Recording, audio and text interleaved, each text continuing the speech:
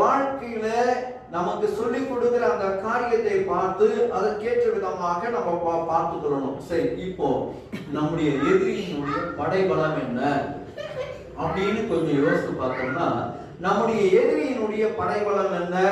அவன் என்ன சொல்றான்னா, மாம்ச சிந்தைகளை நமக்குள்ளே கொண்டு வந்து விடுகிறான். ரோமர் 8ஆம் அதிகாரம் 6ஆம் வசனத்தை நம்ம வாசிக்கும் பொழுது, மாம்ச சிந்தை மரணம். அப்படியானால் அந்த மரணம் என்று சொல்லப்படுகிறது, அது எந்த மரணம்னு சொன்னா, அது நித்திய மரணம்.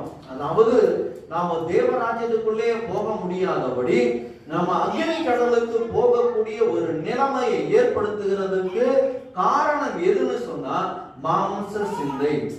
மாம்ச சிந்தை.